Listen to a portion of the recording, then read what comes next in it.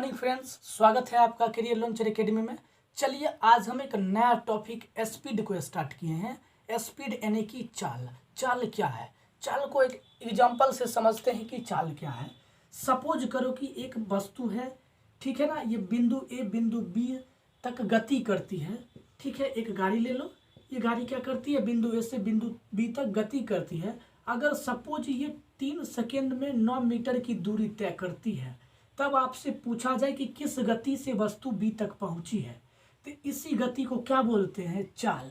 और चाल के बारे में हम बचपन से पढ़ते आ रहे हैं कि चाल बराबर दूरी बट्टे समय, चाल बराबर दूरी बट्टे समय।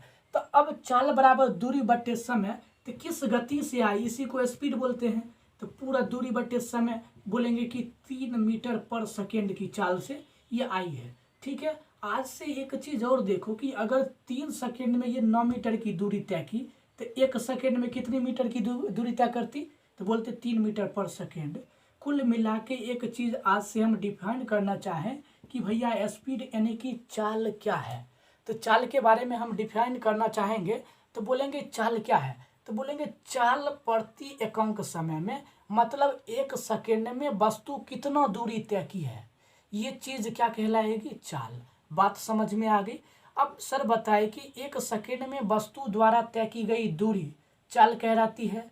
तो दूरी बदल रही है, तो जब दूरी यानी कि रास्ते की लंबाई, जब रास्ते की लंबाई बदल रही है मतलब वस्तु अपना अवस्था, अपना स्टेट, अपना पोजीशन बदल रही है।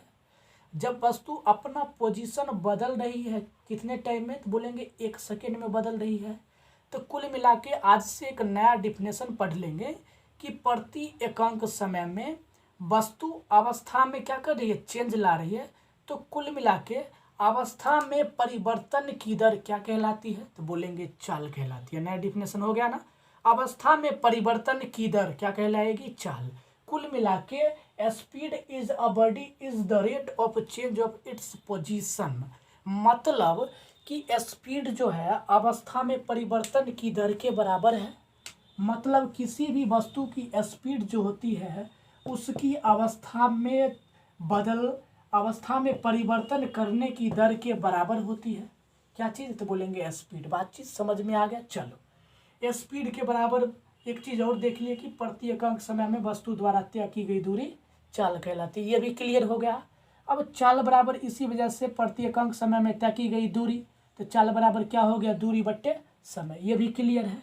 अब देखो, चाल बराबर दूरी बट्टे क्या होता है? समय होता है। दूरी के बारे में सर बताए थे कल के वीडियो में कि किसी भी रास्ते की वास्तविक लंबाई क्या कहलाती है?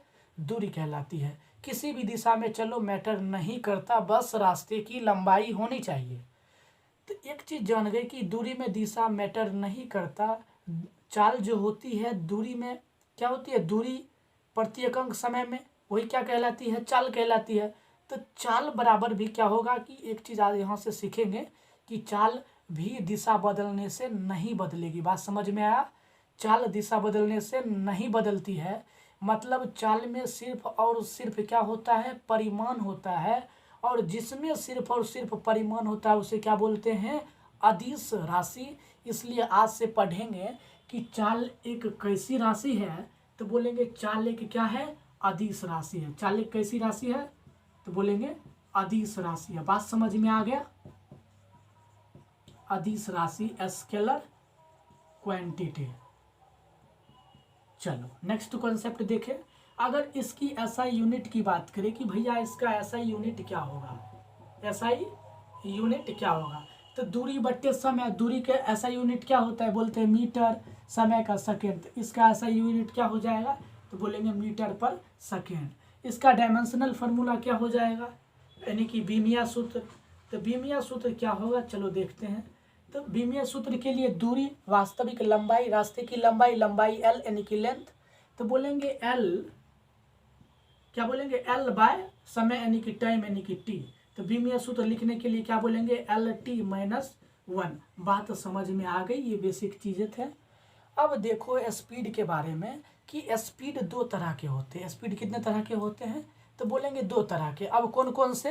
तो एक होता है एवरेज स्पीड, एक होता है इंस्टेंटेनियस, मतलब ताप क्षणिक स्पीड।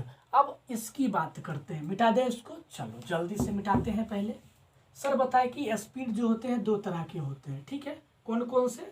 तो एक होता है एवरेज स्पीड, क्या होता है? Average speed. और एक क्या होता है? तो बोलेंगे इंस्टेंटेनियस स्पीड, टेनियस स्पीड। कुल मिला के इसका हिंदी लिखना चाहे तो इसको क्या बोलते हैं? तो बोलेंगे भैया इसको बोलते हैं औसत चाल। क्या बोलते हैं?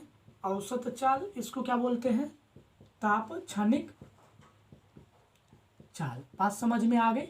चलो अब औसत चाल ताप क्षणिक चाल क्या है? देखो ये क्या है, एक बिंदु है, बिंदु ए है और ये बी है और ये सी है और ये डी है। अगर ये 3 सेकेंड में 4 मीटर की दूरी तय करती है, 4 सेकेंड में 12 मीटर की दूरी तय करती है, 6 सेकेंड में क्या करती है? 15 मीटर की दूरी तय करती है। अब पूछा जाए कि इस गाड़ी, भैया ये गाड़ी जो है ए से डी तक गई, तो ए से डी तक जाने में इसकी स्पीड क्या रही? तो ए से बी तक हम निकाल सकते हैं भैया, डिस्टेंस अपॉन टाइम जो आएगा वो क्या होगा? स्पीड। तो हर बिंदु पे रेशियो अलग अलग आ रहा है, मतलब हर एक बिंदु पे स्पीड क्या है? अलग अलग है। तो भैया स्पीड अलग अलग है, आपसे पूछे कि बिंदु ए से बिंदु डी तक में स्पीड क्या होगी, निकालना मुश्किल पड़ जाता है ना। तो इसके लिए एक चीज़ लाया गया कि भैया टोटल का अगर स्पीड पूछे, किसी रास्ते की टोटल स्पीड पूछे कि क्या होगा, तो इसके लिए एक एवरेज लगा दो। उसको क्या बोल देंगे? एवरेज स्पीड, यानी कि औसत चाल। तो औसत चाल के लिए क्या बोलो आप लोग कि इस रास्ते की लंबाई कितनी है, इस रास्ते की लंबाई कितनी है, मतलब कि कुल दूरी, ठीक है, कुल दूरी बट्टे इस रास्ते में जाने में कितना समय लगा, कुल समय के रेशियो को क्या बोलेंगे? औसत चाल, यानी कि एवरेज स्पीड। बात समझ में आया? अब ये इंस्टेंटेनियस स्पीड क्या होता है? तो इंस्टेंटेनियस स्पीड बोलेंगे, सपोज कि बिंदु ए से बिंदु डी तक कोई गाड़ी गई। अब बोलेंगे भैया कि यहाँ पे वस्तु की चाल क्या रही होगी, यहाँ पे वस्तु की चाल क्या रही होगी, यहाँ पे क्या रही होगी। कुल मिला के तापक्षणिक वेग जो होता है, क्या बोलेंगे तापक्षणिक वेग के बारे में कि किसी निश्चित बिंदु पर वस्तु की चाल, तो किसी निश्चित बिंदु पर वस्तु की क्या चाल रही है, उसी को क्या बोलते हैं? तापक्षणिक चाल, इंस्टेंटेनियस स्पीड। बात समझ में आई? चलो बहुत अच्छा, ये चीज़ देख लिए। एक न्यूमेरिकल भी देखना है, चलो देख लेते हैं, उसके बाद कुछ बात करेंगे, ठीक है। इसको मिटाना पड़ेगा, हाँ। सपोज करो कि एक है जो है ये बिंदु ए है और ये बिंदु क्या है? बी है। इसकी इस रास्ते की टोटल लंबाई जो है एल है। रास्ते की लंबाई क्या कहलाती है? तो बोलेंगे रास्ते की लंबाई है तो दूरी कहलाती है।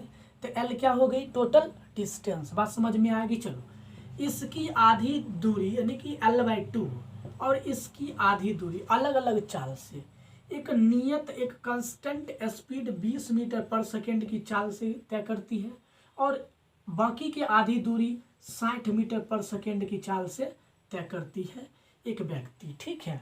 तो आपसे पूछा जाएगा कि भैया इसका एवरेज स्पीड क्या होगा। क्या पूछेगा कि भैया इसका एवरेज स्पीड क्या होगा।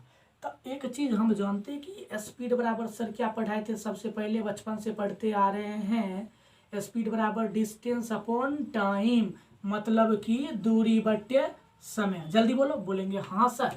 तो अब एक चीज़, एवरेज स्पीड बराबर अभी हम पढ़े कि भैया एवरेज स्पीड अगर निकालना हो तो टोटल डिस्टेंस कितनी है, यानी कि कुल दूरी बट्टे कुल समय ना, इसका जो रिजल्ट, रेशियो का रिजल्ट आएगा वही क्या होगा? Average speed. अब हमको स्पीड दिया है, दूरी दिया है, लेकिन टाइम नहीं दिया है। टाइम निकालने के लिए क्या करेंगे हम लोग? तो क्या बोलेंगे? टाइम निकालने के लिए क्या करेंगे? बोलेंगे कि टाइम को उधर कर देंगे, तो बोलेंगे कि चाल समय बराबर एक नया सूत्र आ जाएगा, क्या चीज़? तो बोलेंगे दूरी अपॉन में चाल। अब दूरी कितनी है? T1 निकालना है यहाँ से यहाँ तक के लिए, तो बोलेंगे T1 कितनी होगी? तो T1 बराबर क्या हो जाएगा? दूरी कितनी है? तो L/2 और चाल कितनी है? 20। अगर ये T2 की बात करें कि भैया T2 क्या होगी, तो बोलेंगे दूरी कितनी है? तो बोलेंगे हाफ, और चाल कितनी है? 60 मीटर पर सेकेंड। बात समझ में आ गई? तो कुल मिला के यहाँ से कुल दूरी के लिए, तो कुल दूरी कितनी है? टोटल L, चलो L लिख लो, टोटल टाइम यानी कि T1 और T2। तो T1 कितना है तो बोलेंगे L/2 20 प्लस L/2 बटे 60। अब इसको सॉल्व करोगे आप लोग तो बोलोगे L बाय दोनों का एलसीएम लोगे 60, तो 3 यानी कि 3L/2 प्लस 60 कम 60 यानी कि L/2/60। कैलकुलेट करोगे अच्छे से तो इसका आंसर आ जाएगा 30 मीटर पर सेकेंड। बात समझ में आ गई। चलो लाइट कट गया इस वजह से, नहीं तो और ढेर सारा न्यूमेरिकल देखते।